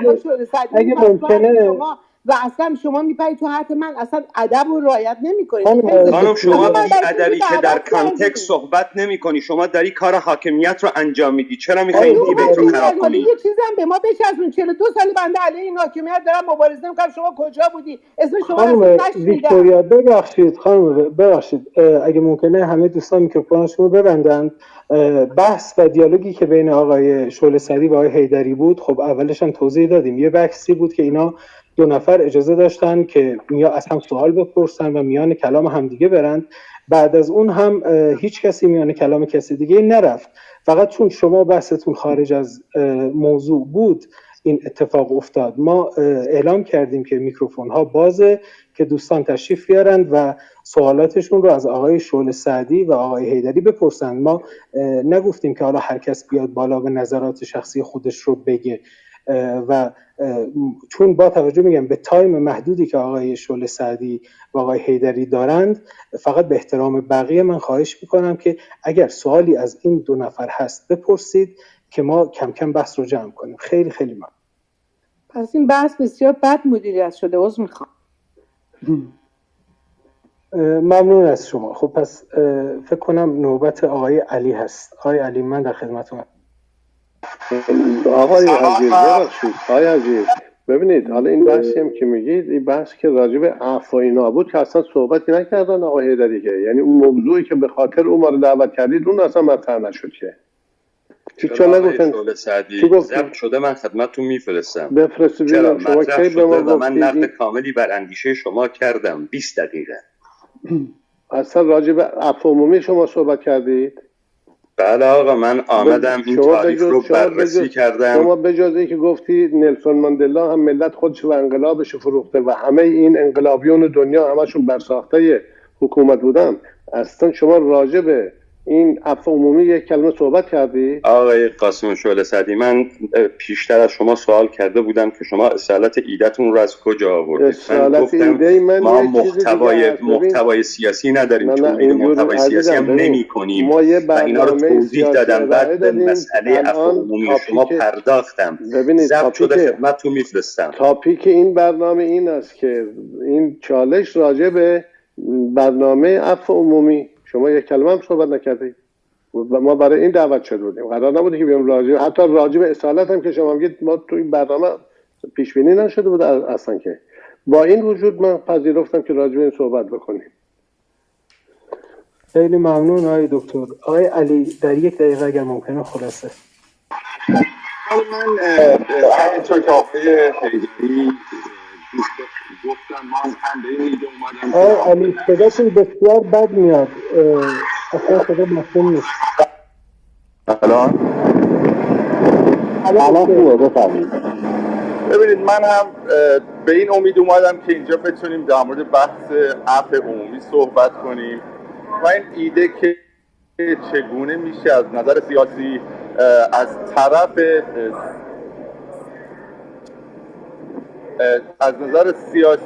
طرف ملت خودمون، ملت ایران، به این نتیجه برسیم که چگونه میشه از این دوران گذار کرد.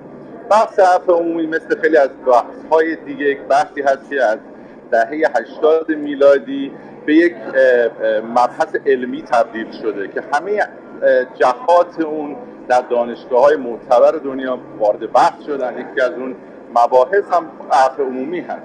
اما چیزی که من متاسفانه شنیدم اینجا، اینه که کوتاه هم میخوام بگم، اینه که متاسفانه ما داریم چرخ رو و تجربه بشری رو از اول ابداع میکنیم. یعنی که ما بیایم بگیم که در مباحث علوم سیاسی، در مباحث پیشرفته دموکراسی رو قبول نکنیم و بگیم مثل کوپرنیکس برگردیم و اینها رو بحث کنیم. خب این زیر پا گذاشتن نزدیک به 6 قرن اخیر هست که تمام دنیا به عنوان تجربه بشری همه اینها رو تجربه کرده و من فکر نمی کنم که نیاز باشه ما برگردیم و اعلامیه حقوق بشر، جهانی حقوق بشر رو دوباره از اول کشف کنیم یا اینکه برگردیم بحث دموکراسی در زیر مجموعه دموکراسی، بحث قوانین اساسی اینا رو کشف کنیم. اینا آلردی بحث شده، اینا در حال حاضر در مورد اینها بحث‌های بسیار طولانی بین علما و افراد بسیار مشهوری در دنیا شده. فقط می‌خواستم اینو تذکر بدم که فکر نمی‌کنم چرخ رو دوباره باید از اول کشف کرد. چرخ وجود داره و از بحث‌هایی که در مورد اینها هست استفاده کرد و از دانشگاهیان بسیار زیادی که در این موارد تخصص دارن استفاده کرد، دیدگاه‌هاشون رو دید و به دموکراسی و سکولاریسم اعتقاد داشت. ممنونم از شما. سپاسگزارم جناب راهنما، لطف فرمودید. جناب آقای ماهان،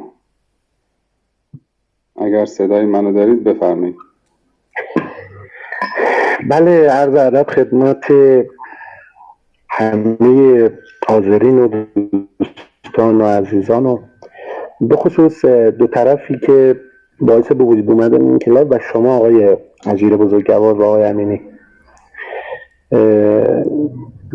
ممکنه من باید باگ بخورم، چون من باگ میخورم متاسفانه. و آقای قاسم شعله سعدی همشهری عزیز و آقای پیمانی که جدید ما اینو کشفش کردیم.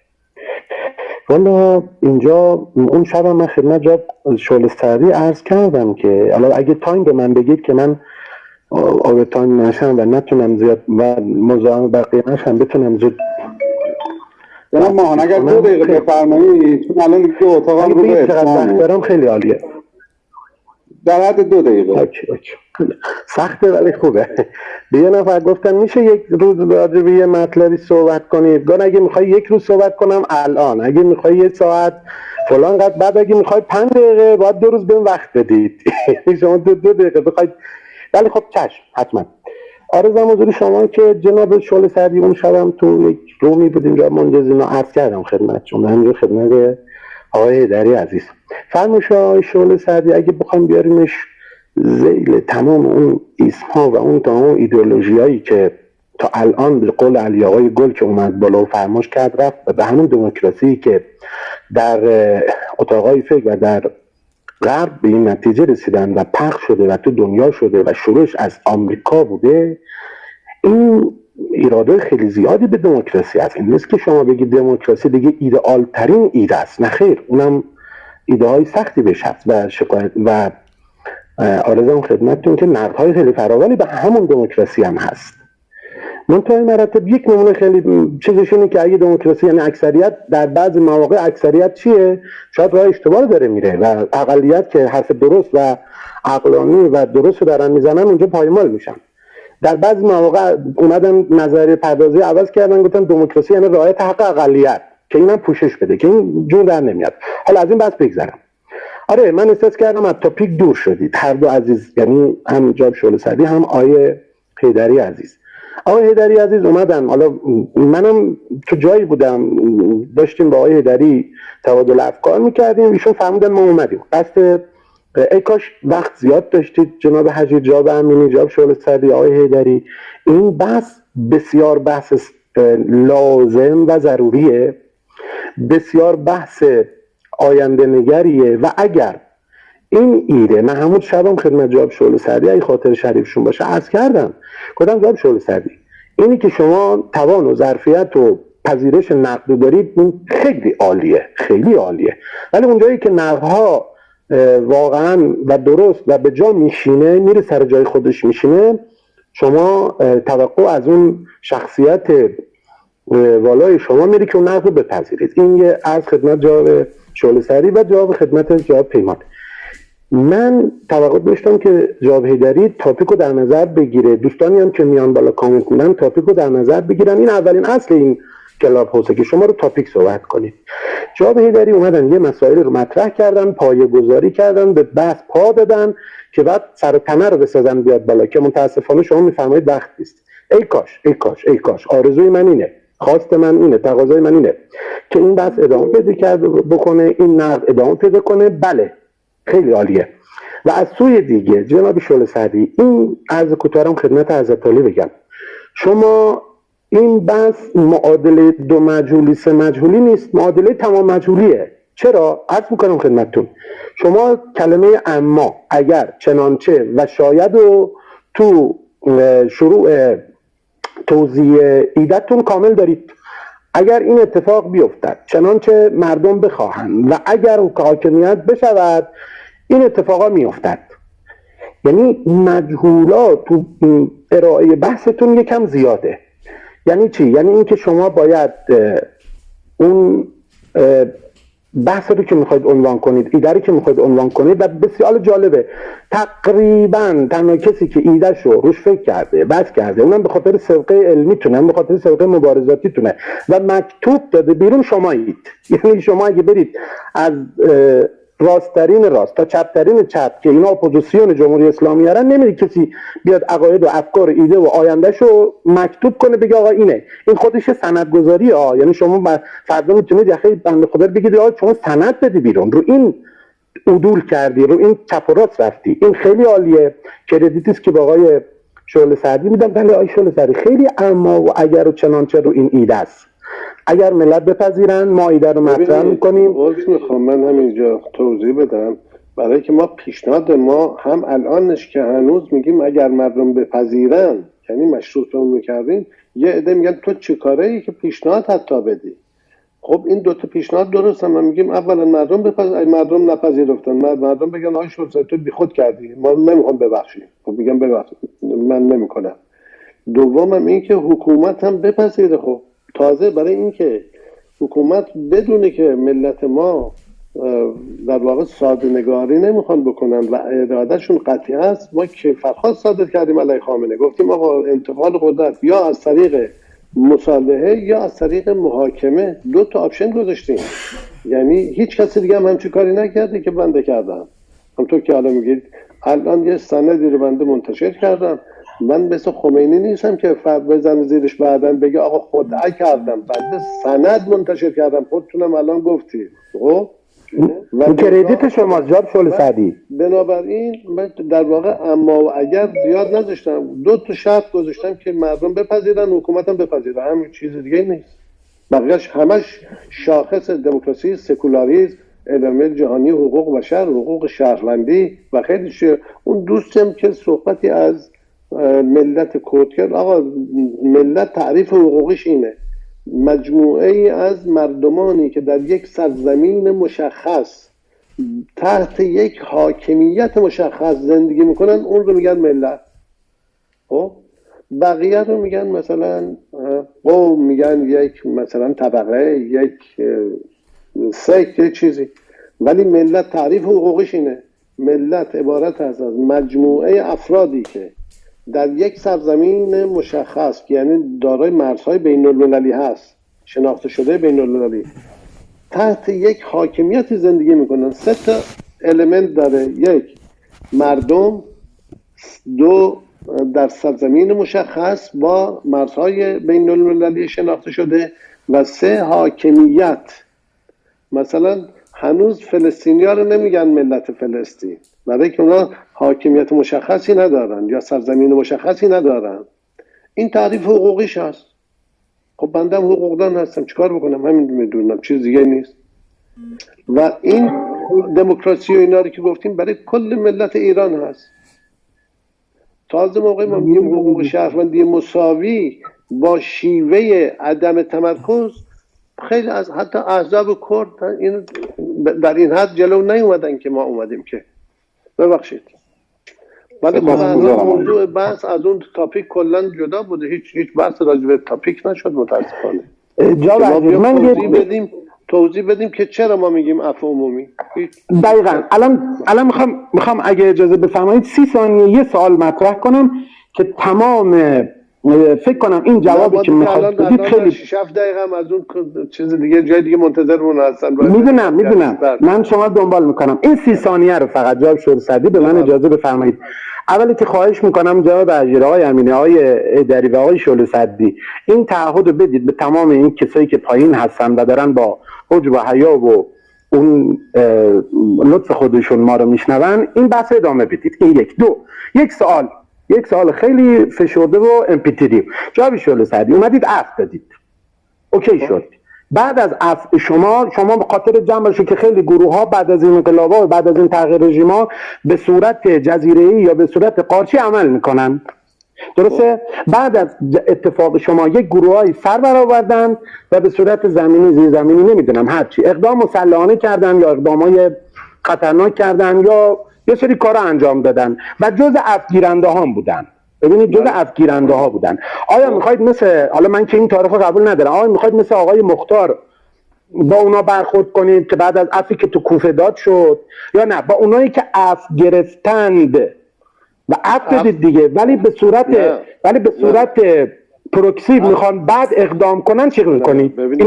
این یه نظریه است که سپاه این کارو میخواد بکنه. الان میگم عفوی که گرفتن مال جنایاتی است که الان انجام دادن که بعدن که انتقال قدرت پیدا کرد ما نخواهیم اونا رو به مجازات کنیم همین.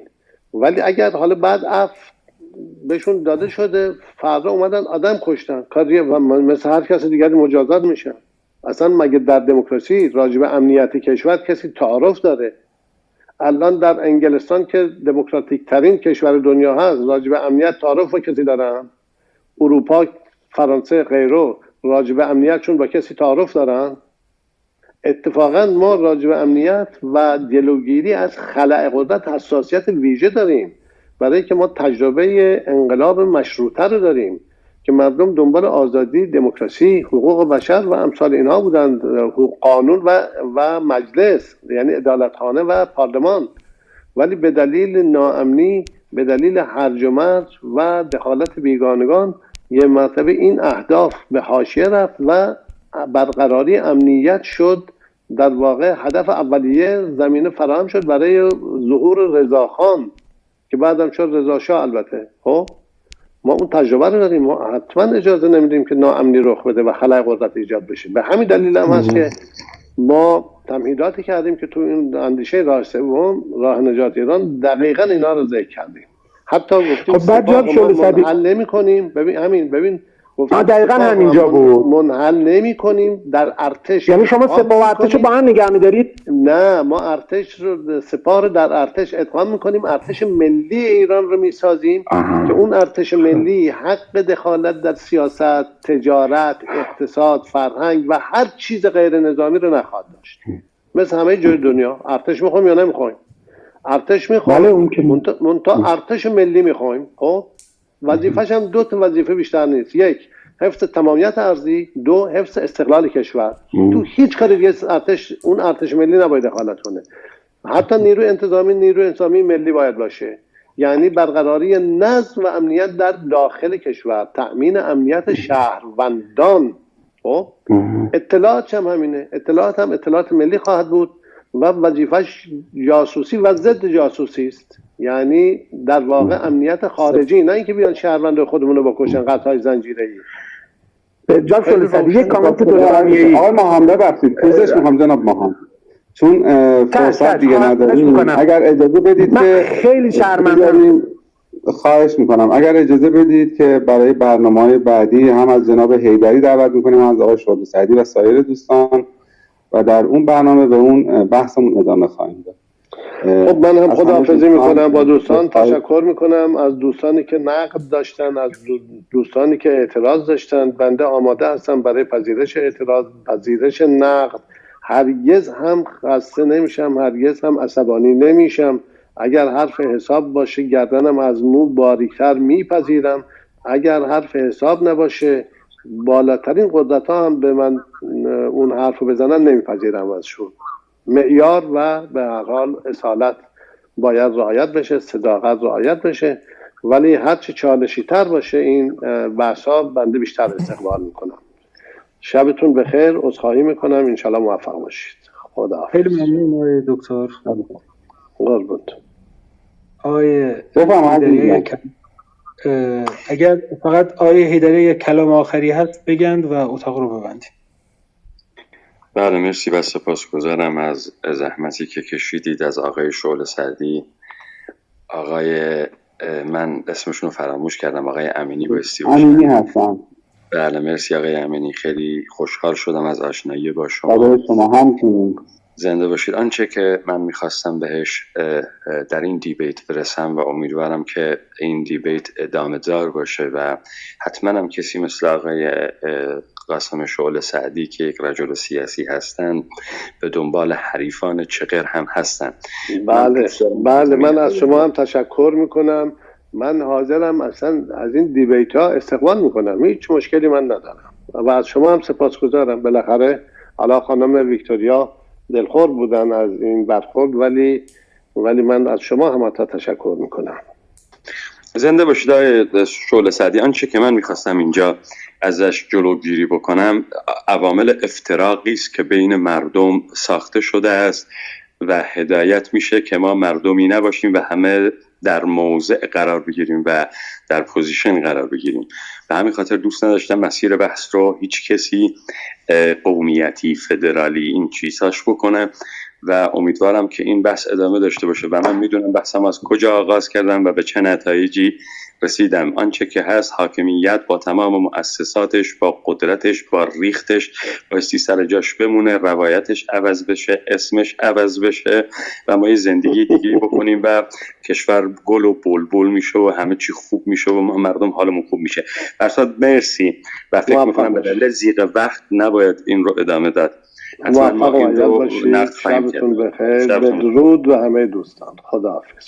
سپاسگزارم از جناب آقای حاجی و جناب آقای حیدری، سایر دوستانی که اینجا در اتاق تشریف داشتن و ما در خدمتشون بودیم. با همه دوستان به نوبه خودم خداحافظی میکنم. جناب حاجی در خدمتتون هستم. خیلی ممنون، مرسی از همه دوستان که شنونده بودند و ممنون هم از آقای حیدری هم از آقای شعله سعدی و شما اکبر جان عزیز.